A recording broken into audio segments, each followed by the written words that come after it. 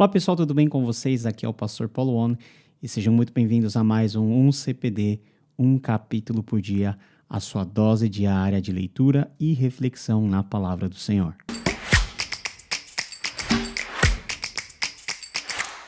Seguimos hoje com a leitura do livro de Gênesis, agora no capítulo 7. E diz assim na Nova Versão Internacional: Então o Senhor disse a Noé: Entre na arca, você e toda a sua família, porque você é o único justo que encontrei nesta geração. Leve com você 7 casais de cada espécie de animal puro, macho e fêmea, e um casal de cada espécie de animal impuro, macho e fêmea. E leve também 7 casais de aves de cada espécie, macho e fêmea, a fim de preservá-las em toda a terra. Daqui a 7 dias farei chover sobre a terra 40 dias e 40 noites, e farei desaparecer da face da terra todos os seres vivos que fiz. E Noé fez tudo como o Senhor lhe tinha ordenado. Noé tinha 600 anos de idade quando as águas do dilúvio vieram sobre a terra. Noé, seus filhos, sua mulher e as mulheres de seus filhos entraram na arca por causa das águas do dilúvio. Casais de animais grandes, puros e impuros, de aves e de todos os animais pequenos que se movem rente ao chão vieram a Noé e entraram na arca, como Deus tinha ordenado a Noé. E depois dos 7 dias, as águas do dilúvio vieram sobre a terra. No dia em que Noé completou 600 anos, 1 mês e 17 dias, nesse mesmo dia todas as fontes das grandes profundezas jorraram e as comportas do céu se abriram. E a água caiu sobre a terra 40 dias e 40 noites. Naquele mesmo dia, Noé e seus filhos Sem, Cam e Jafé, com sua mulher e com as mulheres de seus 3 filhos, entraram na arca. Com eles entraram todos os animais de acordo com as suas espécies, todos os animais selvagens, todos os rebanhos domésticos, todos os demais seres vivos que se movem rente ao chão e todas as criaturas que têm asas, todas as aves e todos os outros animais que voam. Casais de todas as criaturas que tinham fôlego de vida vieram a Noé e entraram na arca. Os animais que entraram na arca foram um macho e uma fêmea de cada ser vivo, conforme Deus ordenara a Noé. Então o Senhor fechou a porta. 40 dias durou o dilúvio, e as águas aumentaram e elevaram a arca acima da terra. As águas prevaleceram, aumentando muito sobre a terra, e a arca flutuava na superfície das águas. As águas dominaram cada vez mais a terra e foram cobertas todas as altas montanhas debaixo do céu. As águas subiram até 7 metros acima das montanhas. Todos os seres vivos que se movem sobre a terra pereceram. Aves, rebanhos domésticos, animais selvagens, todas as pequenas criaturas que povoam a terra e toda a humanidade. Tudo o que havia em terra seca e tinha narinas o fôlego de vida morreu. Todos os seres vivos foram exterminados da face da terra, tanto os homens como os animais grandes e animais pequenos que se movem rente ao chão, e as aves do céu foram exterminados da terra. Só restaram Noé e aqueles que com ele estavam na arca, e as águas prevaleceram sobre a terra 150 dias. Esse é um dos relatos mais conhecidos em toda a Bíblia. No livro de Gênesis, particularmente, esse é um relato, é uma história que nós gostamos de contar para as crianças e nós gostamos de imaginar. Mas esse relato não tem muita coisa de lúdico, não. Na verdade, expressa como que aconteceu o primeiro grande juízo de Deus. No capítulo 6, nós vemos Deus escolhendo Noé, porque ele era o único justo. E para Noé, Deus deu uma tarefa de construir a arca. E quando Deus chamou Noé, nós podemos ver que Noé tinha 500 anos. Noé demorou 100 anos, mais ou menos, para construir aquela arca com 135 metros de extensão. 1 século. Nós achamos que 1 século é muito tempo, não é verdade? Mas veja só, Noé gastou todo esse tempo para obedecer àquela ordem que o Senhor havia dado. Deus havia estabelecido que Noé e sua esposa, os seus 3 filhos e as suas 3 noras entrassem como os únicos seres humanos naquela arca, bem como os animais. No relato do capítulo 6 e também no capítulo 7, nós vemos que Deus mandou para dentro, praticamente, da arca, um casal de animais para que eles pudessem procriar. E no capítulo 7 nós temos uma informação a mais, quando nós vemos que Deus manda que Noé leve 7 casais de cada espécie de animal puro. Possivelmente esse número a mais de animais puros serviriam tanto para a alimentação da família de Noé, como também para os ofícios de sacrifícios. Embora esse seja um tempo muito mais remoto do que a lei, porque a lei que vai estabelecer o que são os animais puros e impuros, parece que já havia uma prática nessa época de fazer uma certa diferenciação dos animais que poderiam ser consumidos ou daqueles que seriam oferecidos a Deus, daqueles que não. De qualquer maneira, no versículo 5 nós temos uma indicação da fidelidade de Noé. Noé fez tudo como o Senhor lhe tinha ordenado. É exatamente a repetição do versículo 22 do capítulo anterior. A justiça de Noé é comprovada pela sua obediência. A justiça, que é uma virtude, que é um atributo nobre de uma pessoa que teme a Deus, é evidenciada por como essa pessoa obedece e obedece de forma integral àquilo que Deus fez.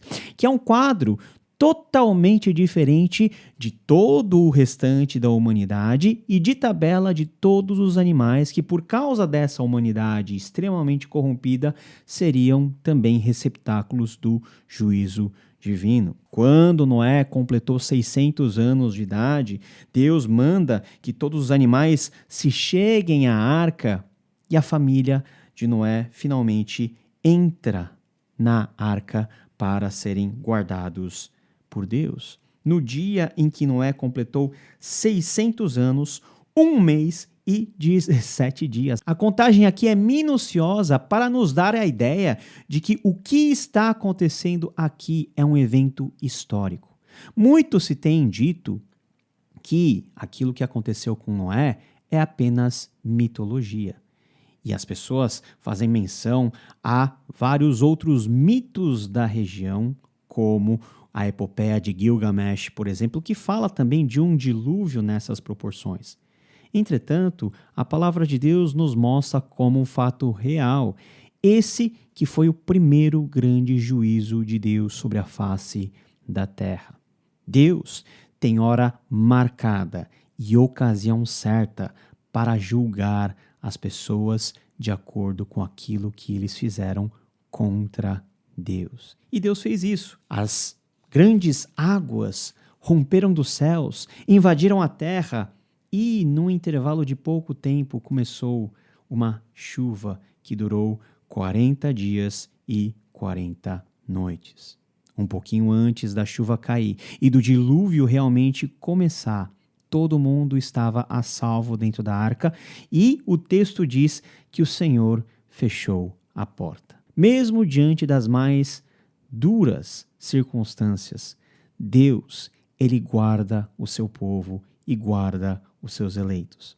Aquela porta que Deus fechou era, ao mesmo tempo, sinal de juízo para quem estava fora, porque quem estava fora não poderia mais entrar dentro da arca, porque se havia passado o tempo oportuno, e para quem está dentro é a evidência da proteção e da boa mão do Senhor sobre eles. O mundo inteiro foi exterminado. Todos os homens vieram a morrer. Todos os animais, sejam eles terrestres ou as aves, pereceram, porque caiu água sobre a terra durante 40 dias e 40 noites. E esse número 40 é muito interessante, porque está atrelado a muitas circunstâncias onde Deus ele age, muitas vezes com juízo. Veja só, lá em Nínive, 40 dias e essa cidade vai ser destruída. Veja a mão de Deus, por exemplo, nos 40 anos do deserto, aonde o povo experimentou poucas e boas para ser disciplinado como povo de Deus. Esse número 40, então, é um número que indica a soberania e o controle absoluto de Deus como juiz de todas as coisas, aquele que pode julgar tudo e a todos. Por que os animais tinham que morrer? Por que as aves, por que os animais que rastejavam na terra tinham que pagar o preço do pecado dos seres humanos? Isso está em relação à própria função do ser humano, em ser a coroa da criação, em ser o grande representante de toda a criação diante de Deus. Uma vez que esse ser humano falhou, e falhou miseravelmente, uma vez que o pecado do ser humano chegou num nível tal que só restava a mão de Deus de juízo sobre todos. Não há nada que não possa ficar pior. E o pecado, com certeza, pode levar a níveis tão degradantes, tão destruidores, que a única coisa que pode acontecer depois é Deus corrigindo, Deus disciplinando e Deus julgando para que coisa pior não aconteça. Deus é o juiz de todas as coisas, mas é o mesmo Deus que expressa o seu cuidado leal para com o seu povo. 40 dias durou o dilúvio.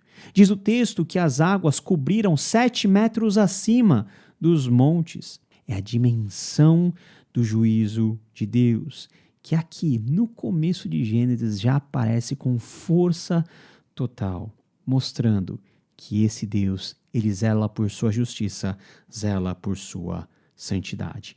Tudo o que havia em terra seca e tinha nas narinas o fôlego de vida morreu. E as águas prevaleceram sobre a terra 150 dias. 150 dias vai ser a quantidade de dias que as águas prevaleceram. Depois nós vamos ver no capítulo 8 que são mais 150 dias para que a água diminuísse e mais 70 para que Noé saísse da arca. Um ano inteiro, praticamente, dentro daquela situação. Mas muito melhor dentro, passando desconforto na arca, do que fora sendo exterminado pela justiça implacável e justa de Deus. A arca, de alguma maneira, nos traz a imagem da segurança que nós temos em Cristo Jesus.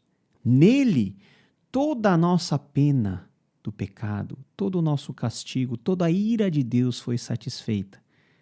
E nós permanecemos nele, ainda que nesse mundo passamos por muitas situações de adversidade. Mas muito melhor, infinitamente melhor é estar em Cristo, mesmo sofrendo, do que estar no mundo com conforto, com abundância e com fartura. Porque nós sabemos qual é o fim do justo e qual é o fim do ímpio. Nós vemos aqui que toda aquela geração da humanidade ímpia pereceu nas mãos do Senhor. E quando lemos um texto como esse, nós sentimos uma tristeza, não é verdade, dentro do nosso coração. Nós sentimos a gravidade e o peso da justiça de Deus. Mas também, espelhando a nossa vida em Noé, podemos sentir a paz e a segurança, que é estar dentro da grande arca da salvação que o Senhor Jesus Cristo nos proporciona. E Ele proporciona isso a todo o seu povo, a todos aqueles a quem Ele justificou. Noé era justo, nós somos justificados. E Deus faz exatamente isso. Ele nos guarda seguros, mesmo passando pelos dias do juízo. Por isso, nós podemos descansar. Nós podemos ficar em paz. Porque Deus, Ele já guarda e há de guardar para sempre cada vida, cada um de nós que cremos e confiamos nele. Que Deus te abençoe. Ficamos por aqui e nos vemos no próximo capítulo, no capítulo 8. Deus te abençoe. Tchau, tchau.